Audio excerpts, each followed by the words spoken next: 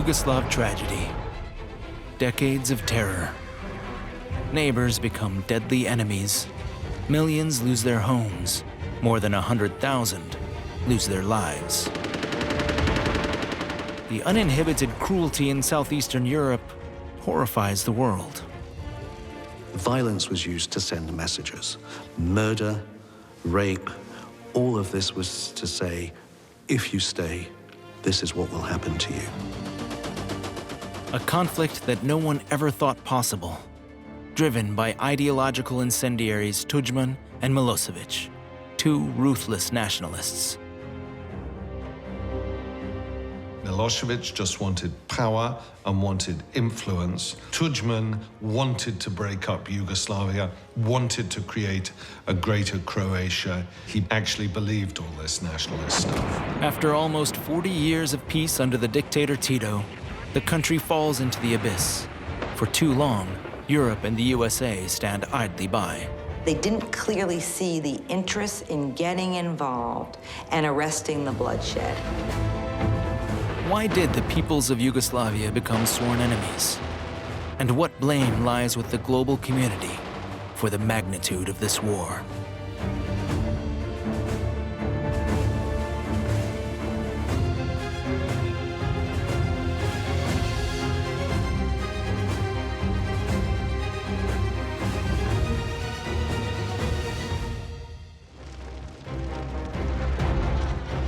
(1991). Yugoslavia falls apart. Fierce fighting breaks out in Croatia. The Serbian territories want to split off by force and expel all non-Serbs from the republic. They believe no Croat should ever be allowed to live here and are supported by the former Joint Army.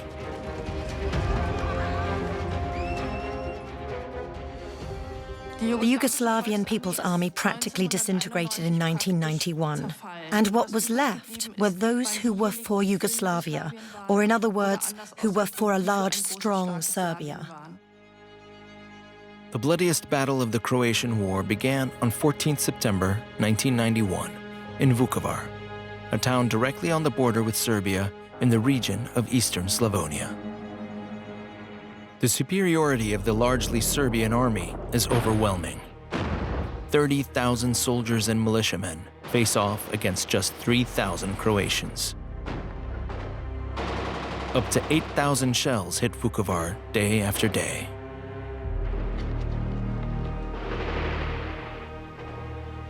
Scars of the fighting are still visible today, and Stjepan Vidakovic still can't understand how former neighbors and friends became mortal enemies so suddenly.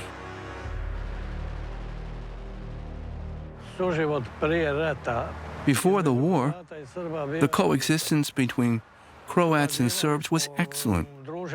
We worked together, hung out, played football together, everything. There was no problem at all. After a few weeks, large parts of Vukovar lie in ruins. On the 2nd of November 1991, Serbs attacked the district of Lusac, where Stjepan Vidakovic led the resistance fighters. This house served as a base for his men. Stjepan walks through the very halls where he was injured by a grenade.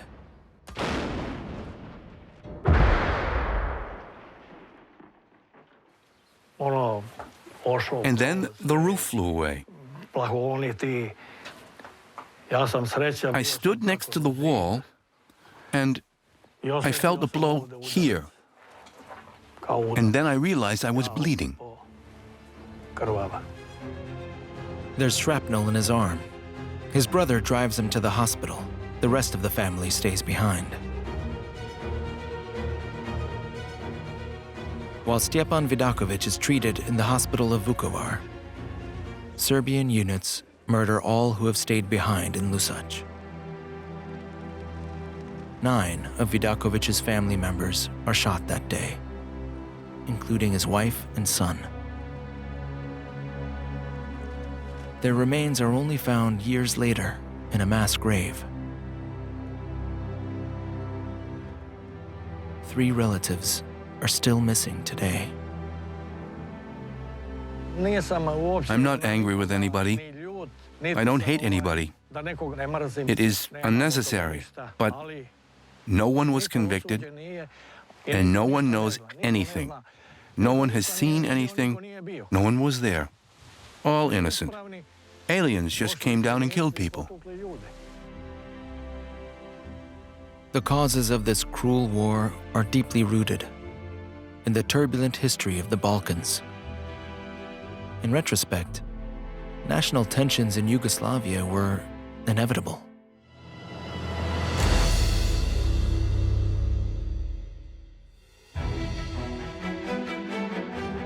Yugoslavia is a patchwork of peoples with centuries of conflicts between them.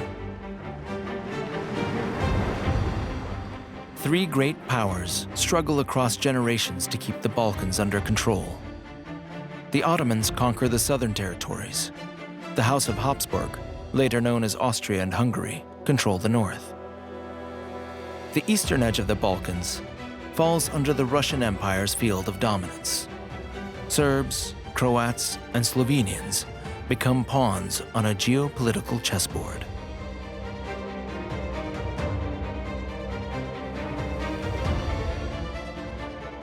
The result is a torn region full of disputes and resentments between neighbors. The largest ethnic group are the Serbs, but in the 20th century, more than a third of them live outside of Serbia. The Kingdom of Yugoslavia develops under their dominance, which unites all southern Slavs in one country for the first time. Serbs, Croats, Slovenians, Bosnians, Montenegrins, and Macedonians. The kingdom is from the very beginning seen as a Serbian project as opposed to a Yugoslav project. In 1934, King Alexander I falls victim to a nationalistic Croatian terrorist group, the Ustasha. His assassination further fuels hatred between the ethnic groups. It was accompanied by the growth of radical nationalism, particularly amongst the Croats, also amongst the Macedonians. And this was going to pave the way for a really terrible, terrible chain of events. During the Second World War, Germany and Italy support the Ustasha. The Axis powers conquered Yugoslavia and divided amongst themselves. In Croatia, they install a fascist state, led by Ustasha founder, Ante Pavelić. The fascist dictator wants a greater Croatia that excludes all other ethnic groups. His racial laws result in the systematic extermination of Jews and Roma. The Serbs are also chased, expelled, or murdered. Following the German example, Pavelić has around 40 concentration camps built for the so-called enemies of the Croatian race. Around 400,000 people are savagely murdered. The Ustasha doesn't kill in gas chambers, but with knives, hammers, or axes. Most of their victims are Serbs. Resistance groups rose up to fight the Ustasha. The largest were the partisans, led by Josip Broz, who gave himself the combat name Tito. 80,000 men and women support the charismatic marshal, fighting against the fascist occupiers and their Croatian henchmen. More and more volunteers joined them. And you have stories of people running off as children to go and fight with the partisans. So there was something that was romanticized about it in this terrible war-like setting. And then I think it was also, people were motivated by the leaders, particularly in Serbia, of let's fight, let's defend. In 1944, the Soviet army rolls through Belgrade. With their big communist brothers' help, the partisans free the country from fascism. Tito becomes prime minister of a new state, the Federal Republic of Yugoslavia, which wants to recognize all different Balkan nations.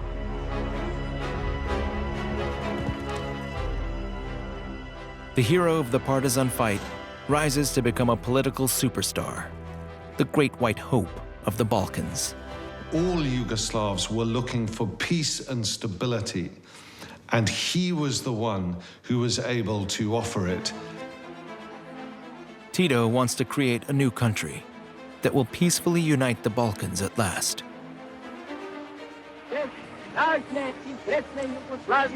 Ne može biti snažne i spretne Srbije, Slovenije, Makedonije, Crne Gore, Bosne i Hercegovine.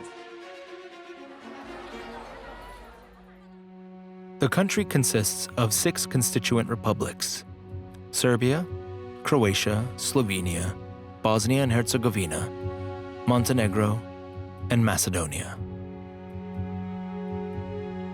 Vojvodina and Kosovo are defined as autonomous provinces of Serbia. The Communist Party also leaves the choice of official language to the individual regions. Yugoslavia invests in infrastructure and successfully transitions from an agrarian economy to an industrial state. This shift is made possible with massive support from the West, especially the USA. When Tito plans a union of all Balkan countries, Moscow expels Yugoslavia from the Communist World Organization.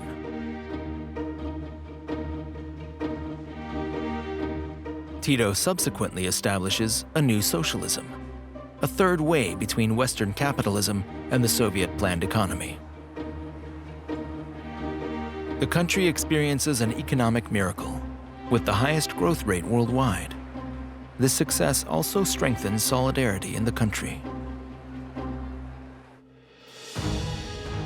The former partisan unions now become the Yugoslavian National Liberation Army. It is Tito's army, and the 4th largest in Europe. Most of the soldiers are Serbs. Serbian officers hold almost all high military ranks.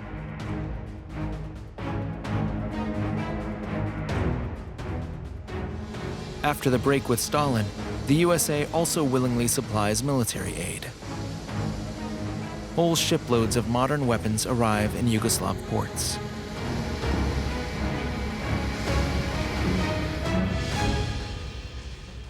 As far as the Americans were concerned, this break in the communist world was a tactical advantage, and they weren't going to see Tito slip back to the Soviet side. After Stalin's death, the relationship with the Soviet Union thaws. But Tito shows no interest in returning to the Eastern Bloc. While the Cold War intensifies, he reaffirms Yugoslavia stays neutral. Belgrad. In der Stunde weltweiter Gefahr für den Frieden trafen sich in der jugoslawischen Hauptstadt die Vertreter einer dritten Kraft zwischen Ost und West. Tito initiates a new movement, the Organization of Non-Aligned States, an alliance of 24 countries in Africa, Latin America, and Asia. And so Yugoslavia's prestige around the world was suddenly elevated beyond all measure compared to the size and the influence of the country.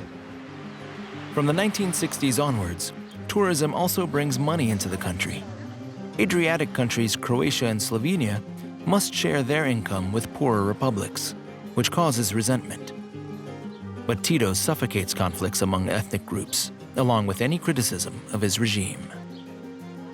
If you saw a flare-up of nationalism in Serbia, Tito would get rid of it. If you saw it in Croatia, brutally repress it.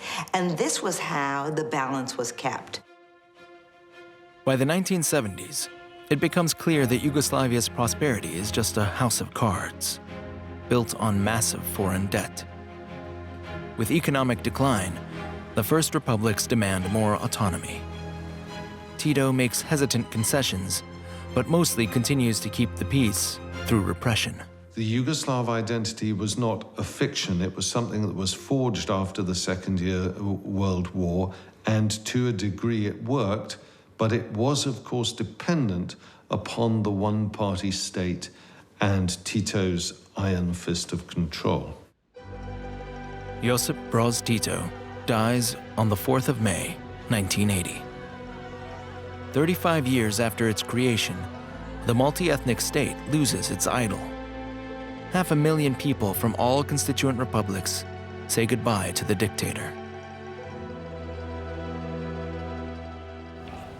Shortly after Tito's death, however, the first protests against the successor government in Belgrade break out in Kosovo.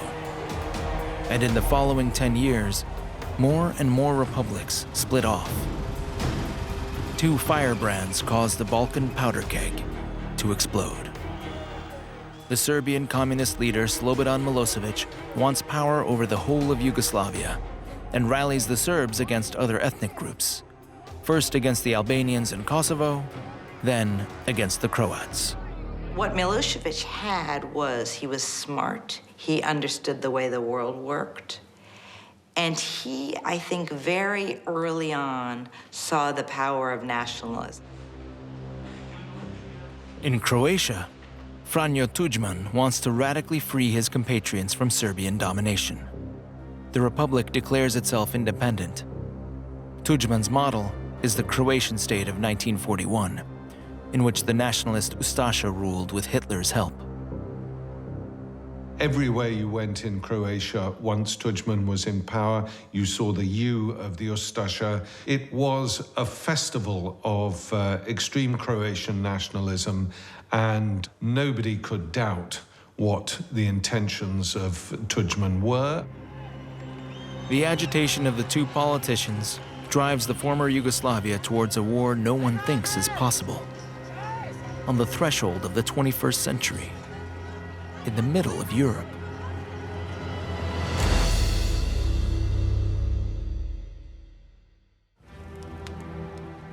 In 1991, the fighting between Croats and Serbs causes more deaths and reveals new atrocities every day. The rest of Europe faces the so-called ethnic cleansings on the Balkans almost helplessly.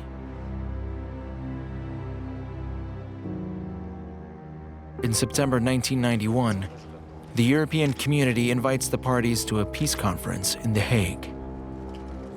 The fighting must stop. Both sides present themselves as victims. Hrvatski je narod jedan od najstarijih povijesnih naroda Europe koji je unatoč tragici svog geopolitičkog položaja uspio očuvati kontinuitet svoje državnosti. The opponents are unforgiving. Installing of totalitarian chauvinist regime in Croatia directly violated human rights, peace, and an overall democratic development in Yugoslavia. The European community is too concerned with itself to prevent further bloodshed. There was the German reunification, there was the Iraq War, there was Maastricht, European unification. These were all problems with which Europe was fully occupied. Yugoslavia was a lower priority. Even world powers stay out of the conflict. In Moscow, the newly elected President Yeltsin struggles with the consequences of the collapse of the Soviet Union. The USA have just been through a war in Iraq and see Yugoslavia as a European problem for the time being. For the United States, they didn't clearly see the interest in getting involved and arresting the bloodshed. It wasn't worth risking, in the United States' eye, bloodshed or any kind of American lives to stop the war in Yugoslavia. In January 1992, the UN manages to negotiate a ceasefire with the Serbs. But the military conflict in Croatia is only frozen at a moment when Slobodan Milosevic has already achieved his goals. 1/3 of the country is under Serbian control.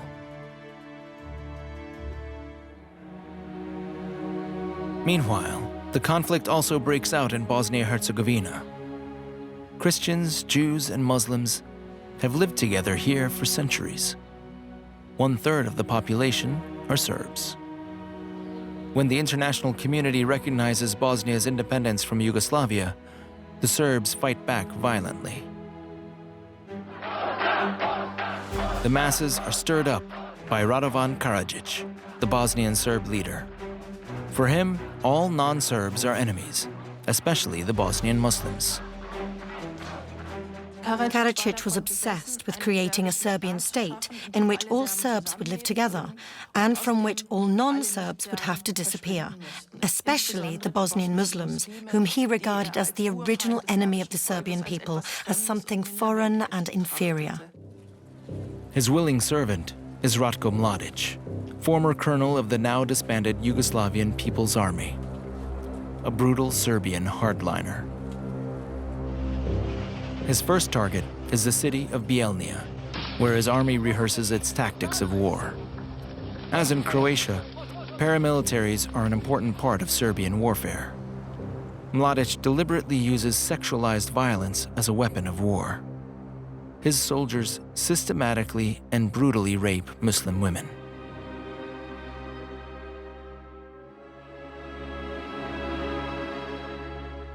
Nusreta Sivac is one of them. In 1992, the judge is taken to a Serbian camp near her hometown of Prijedor. The nights were an ordeal. During the day, prisoners were interrogated there. The rooms were full of blood, the floor was full of blood, the walls were full of blood. The instruments of torture were often left lying around. As a young woman, she stays imprisoned in the Omarska camp for 3 months.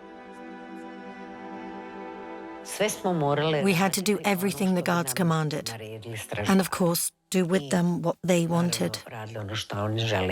We never talked about it in the camp, never with each other. But our silence and our absence after the sexual abuse said it all. Hundreds of thousands of Bosnian Muslims flee the contested areas. By the end of the war, their numbers will top 2 million. Many were displaced within the Yugoslav region, within other Yugoslav states, or within other parts of Bosnia and Herzegovina. Many, hundreds of thousands, went around the world, parts of Europe, parts of North America, looking for protection, looking for different and better lives. The atrocities in Bosnia happen with the consent of one man. Slobodan Milosevic supports the war from Belgrade. In April 1992, Serbian fighters also target the capital, Sarajevo. Karadzic and Mladic want to drive all non-Serbs out of the city. From the surrounding mountains, they attack Sarajevo. The occupation will last 3 years. Mladic orders his snipers to shoot at everything that comes into their sights.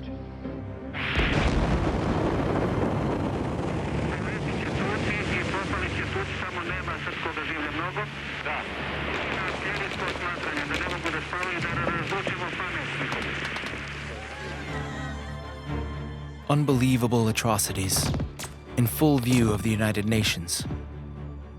Even the dispatched UN soldiers cannot stop the killings.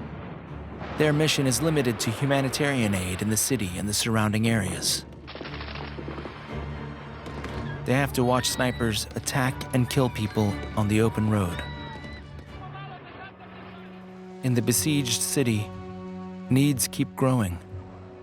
Medicine and food are in short supply. There's no electricity and hardly any water. Units of the Bosnian army secretly dig a tunnel almost 800 meters long under the airport's taxiway. It will be a lifeline for 300,000 trapped Sarajevo residents. The project remains top secret. Not even the UN troops know about it.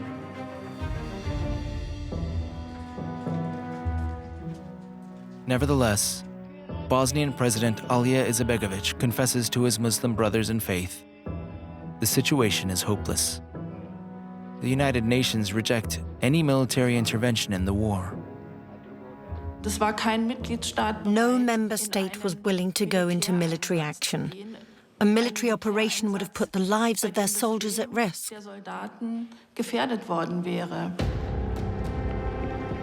Instead, Islamist fighters from Afghanistan, Albania, Chechnya, and other countries come to Bosnia. About 6,000 mujahideen who don't fear war crimes and cruelly murder prisoners. But this conflict soon becomes even more complex.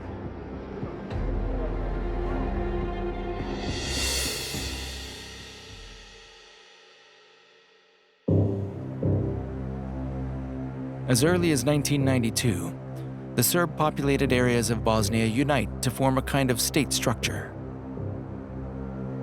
The so-called Republika Srpska includes large areas in the north and east of the country.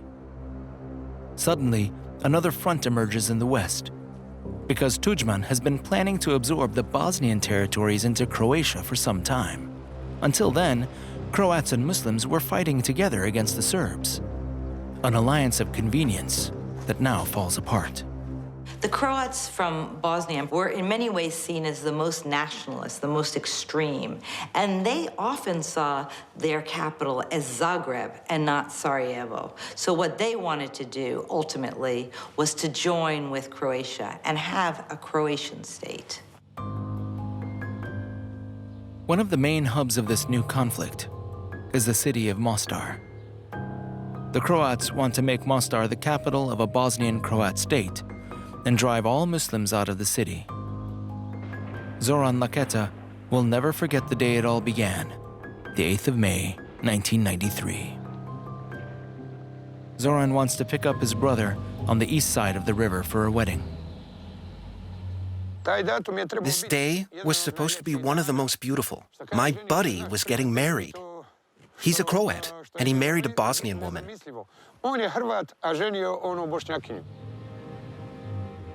But his brother doesn't come. Tonight, Mostar is split in two. Croatian fighters occupy the west of the city. Bosnian Muslims hold the east, the old town. Zoran happens to be in Croatian territory and is forcibly conscripted, even though he is Serbian. He has no choice and must fire on the part of the city where his brother and many friends live. I was just thinking about survival and my little daughter. I never thought about shooting, or killing my brother, or a neighbor, or anyone else I knew. On the 8th of June, 1993, Zoran's brother is killed by a Croatian grenade. The Bosnian Muslims in the old town of Mostar are cut off from the outside world while the attacks continue.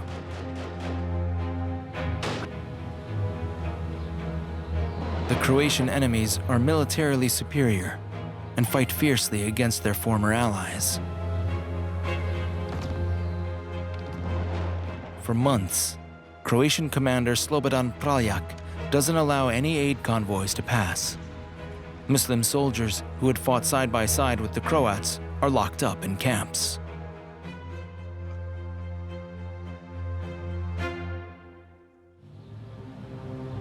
The Croatian attacks don't spare the city's landmarks either. The old Ottoman bridge has held the city together for almost 500 years, until it is bombed by Croatian tanks on the 8th of November, 1993.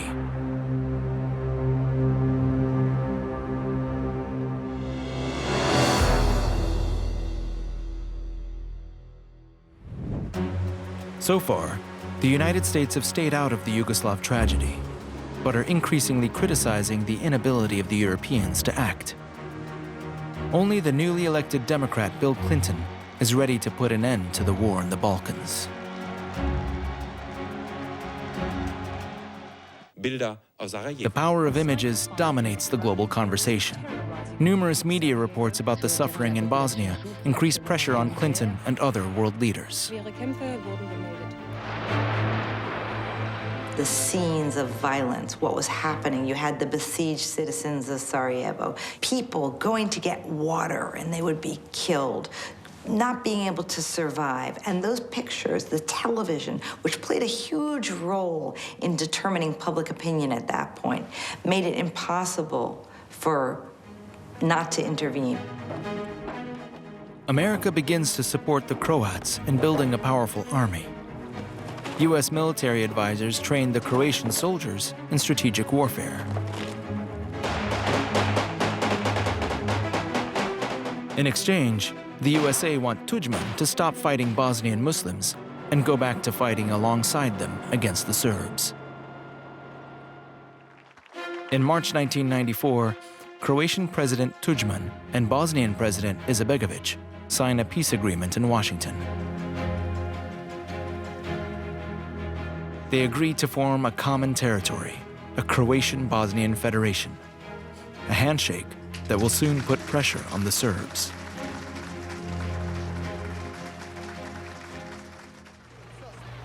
Hundreds of thousands of Muslims have already fled Bosnia by this time. Their last enclaves have been under UN protection since the beginning of 1993. One of them is the city of Srebrenica.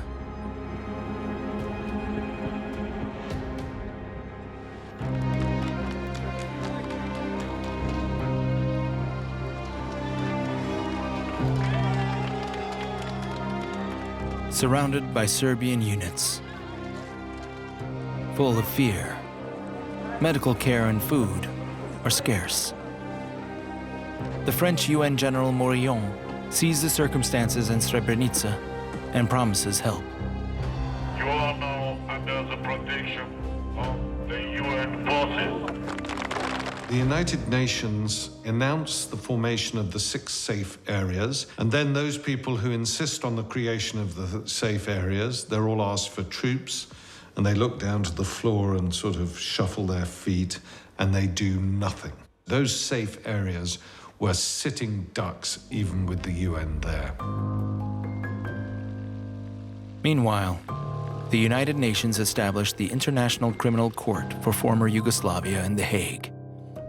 The tribunal prosecutes all former and current war crimes committed in the Western Balkans. It was a great historical precedent, but it was also something of an empty gesture. There'd been pressure from the outside to take action over the events in Bosnia and Herzegovina because of the allegations of genocide and war crimes. This was seen as a step. On the 11th of July, Ratko Mladic and his troops breached the Srebrenica protection zone. Almost all Muslims have left the city by now. Most of the men have fled into the woods at the last moment, hoping to make their way on foot to the next protection zone. Women and children, along with a few hundred men, seek shelter in the Dutch Blue Helmet camp 6 kilometers away. I went to the United Nations with my daughter, but when I saw how many men were on their way to the base, I ran back to get my son, but he refused and said, "No, Mom, I'm not a woman. I'm not going to the base." The UN soldiers have no chance against the advancing Serbs and offer no resistance. The Dutch UN commander Karamans negotiates with Ratko Mladic about evacuating the refugees. Eventually, women and children are allowed to leave the camp in buses. No one knows of Mladic's plans, but people notice that men are purposefully sorted out.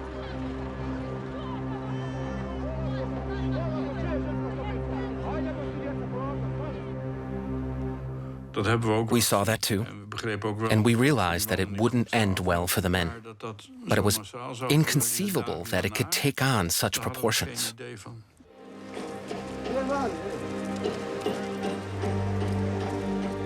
Fadila Efendic and her daughter are among the women who leave the camp in Potocari. Fadila boards the bus, hoping to see her husband and son again soon.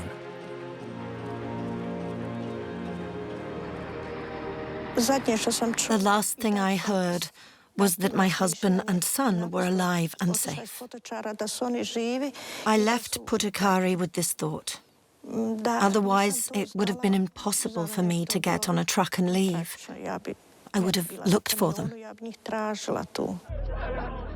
Almost all Muslim men in the camp are shot dead on the same day. The men who have fled are hunted by Mladic's troops, even with tanks. The refugees are weak, starving, unable to defend themselves. Those who fall into Serbian fighters' hands are gunned down. More than 8,000 Muslim men and boys are brutally executed. Srebrenica experiences the most heinous war crimes since the Second World War, caused in part by the powerlessness of the United Nations. Meanwhile, in Croatia, President Tudjman, with US support, prepares the retaliatory strike against the Serbs. Serb-occupied areas such as the Krajina region are to become Croatian again. The Krajina was at its end. There was nothing it could do. The Croats were now well armed, they were well organized as a military, and they were determined to get that territory back. The outmanned Serbian troops retreat from Krajina before the Croatian attack begins. Serbian authorities decide to evacuate Krajina. More than 150,000 inhabitants flee their homeland in fear of Croatian revenge. Most of them never return.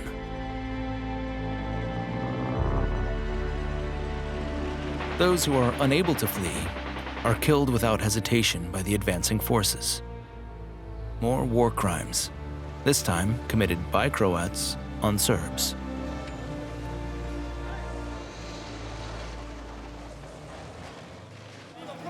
In Bosnia, the war continues. In late August 1995, a Serbian shell lands in front of the market hall of Sarajevo. About 40 civilians die. An attack with far-reaching consequences. The West intervenes.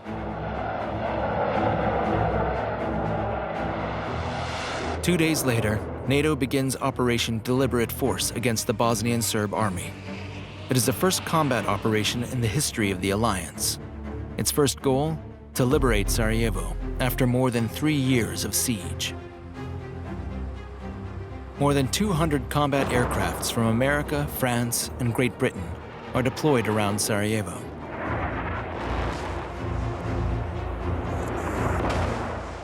The NATO airstrikes have an effect.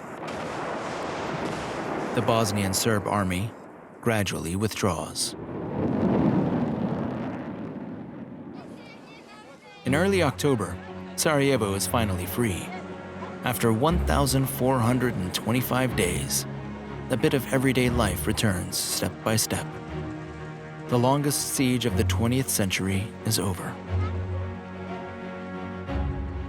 In the following weeks, NATO bombers, along with Croatian and Muslim forces, pushed the Bosnian Serbs back east and forced the Serbian leadership in Belgrade to the negotiating table.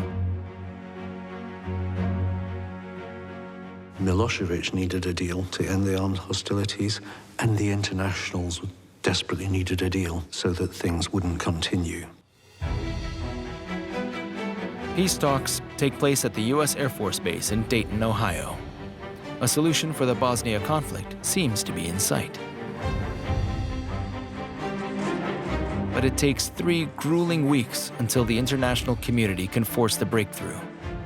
The Americans conspicuously pack their bags, seemingly ready to leave. This had the pleasant effect that everyone was shocked, because they also had to ask themselves, what actually happens when we return empty-handed? That caused a certain jolt. It was a real marathon.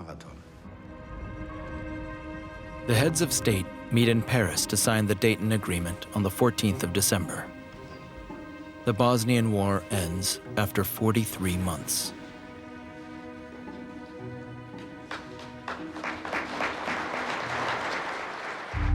The federal state of Bosnia-Herzegovina remains formally in existence. 49% of the territory is assigned to the Serbian Republika Srpska, 51% to the Federation of Croats and Bosnian Muslims. The Dayton Peace Agreement enshrined the gains of war. We all criticize the Dayton Peace Agreement, but in many ways, it was the only agreement that could be reached at the time. And letting the war go on would have only cost more lives and bloodshed, refugees, and destruction. The Dayton Agreement is a turning point in Yugoslavia's long death struggle. Now, Kosovo will be the focal point, the Serbian province between Montenegro and Macedonia.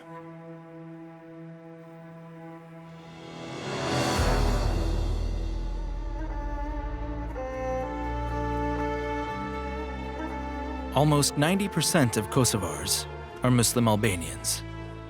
For a long time, they wanted to be an equal republic within Yugoslavia and not ruled by Serbs.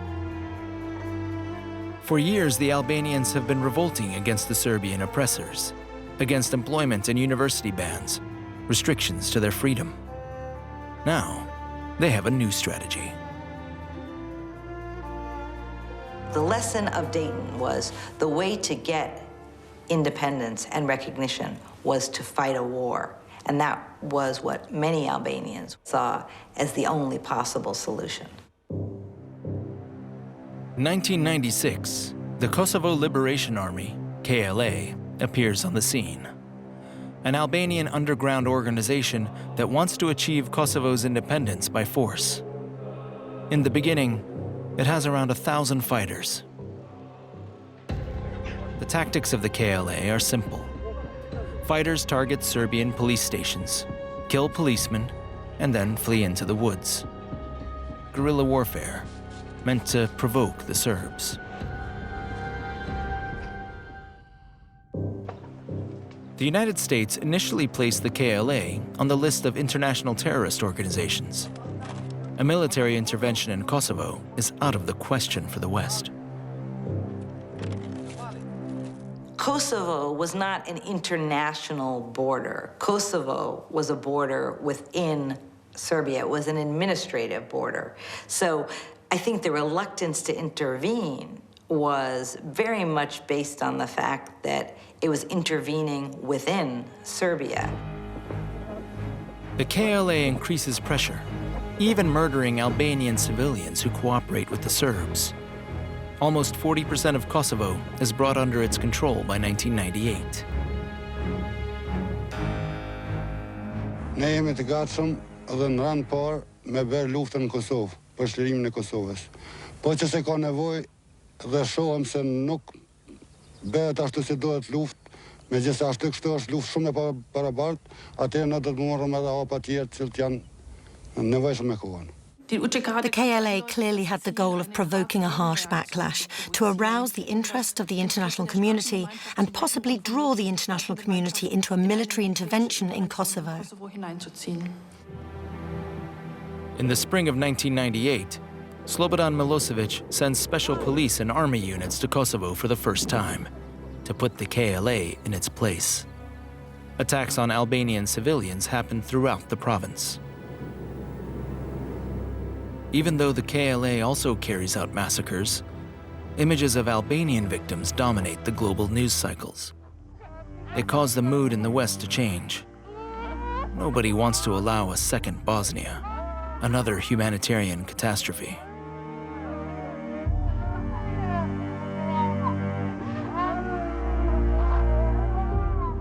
In the late summer of 1998, 200,000 Kosovo Albanians are already fleeing. The KLA's plan works.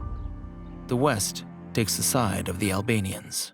The US and a broader international Western community had been engaged with Milosevic for 10 years. It was time to stop Milosevic, time to stop these Serbian campaigns and have a reckoning. That meant allying with the KLA, even if some of its actions had previously been questionable. NATO steps in. The US Air Force and the Royal Air Force participate in the air raids, but many other alliance partners are also willing to send aircraft to Kosovo, among them Denmark, Belgium, Italy, and Germany. NATO's first airstrikes are directed against Serbian military installations. It's meant to be a short, clean war. The German pilots are to destroy radar installations. While NATO drops bombs, the situation on the ground worsens. Serbian troops in Kosovo feel challenged by the West and take ruthless action against the Albanian population. Serbian armed forces trigger the largest wave of refugees of the entire war. Almost 800,000 people are violently expelled from Kosovo. They seek shelter in Albania and Macedonia. At the same time, British and US fighter jets are taking off daily towards Serbia. Their bombs destroy industrial plants and factories, even in the capital, Belgrade. But civilian residents also suffer from the attacks. At some point, they started dropping graphite bombs. Then the electricity was gone and we had no more water. Olivera Petronic experiences the blackouts and water shortages. The NATO attacks are increasingly aimed at the perseverance of the Serbian population. Reports of civilian casualties pile up. In April, NATO missiles hit an express train. 14 people are killed.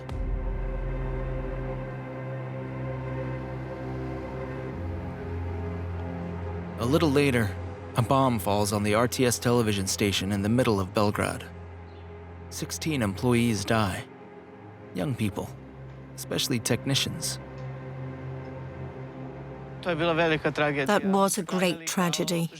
These people were not victims near military objects. They were simply killed at their workplaces. NATO intervention is costing more and more Serbian civilians their lives. It is estimated that more than 1,500 people die in Serbia as a result of the airstrikes. Around 5,000 are injured. For many, they were the greatest criminals in the world. And this is still the case today. Most people in Serbia see NATO that way. There are no two opinions. They bombed us, and that's all.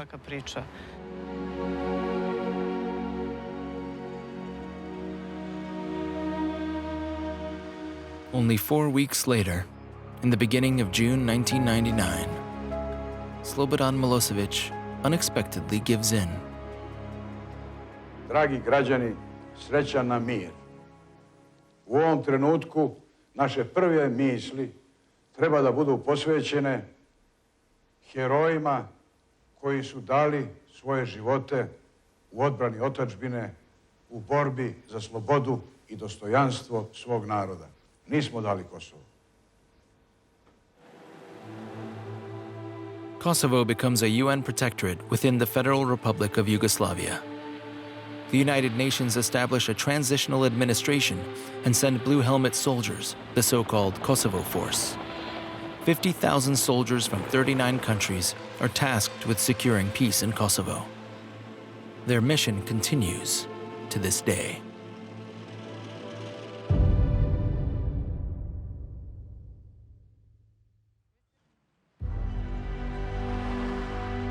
In Belgrade, Slobodan Milosevic remains in power for another year after the end of the war. When he finally left power, left Serbia in a position where it was, in many ways, tattered. Sanctions, it had been bombed, people were disillusioned, there was a sense of uncertainty in every way. In 2001, Serbia's new pro-Western government delivers Slobodan Milosevic to the War Crimes Tribunal in The Hague, where he is charged with crimes against humanity. In March 2006, before the trial is over, he dies in his cell. He continues to be held in high esteem by many Serbs. Bosnian leader Radovan Karadzic and his army chief Ratko Mladic are caught by authorities years later. They are sentenced to life in prison. A total of 160 men and 1 woman are accused before the Hague Tribunal. 2/3 of the convicted war criminals are Serbs. The Croat Slobodan Praljak, who commanded the attack on Mostar, swallows poison after his conviction in 2017. The court is overwhelmed by the complete legal review of the Yugoslav tragedy. One thing that maybe was expected, and it hasn't done, is to create both an authoritative historical record that everybody will recognize, and with that, some kind of reconciliation around that agreed record.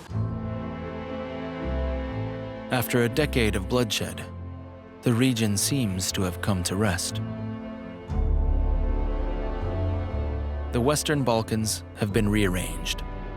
Serbia, Montenegro, and today's Northern Macedonia have declared their candidacy for EU membership.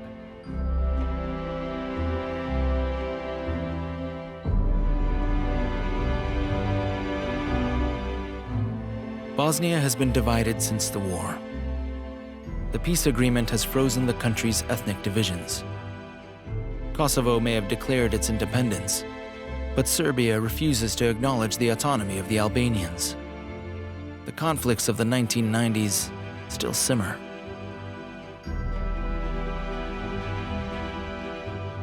If international forces were to withdraw from Kosovo, if the international presence were to be removed from Bosnia and Herzegovina, I think I would have little doubt that within 18 months there'd be a return to armed hostilities. Peace in the Western Balkans remains fragile.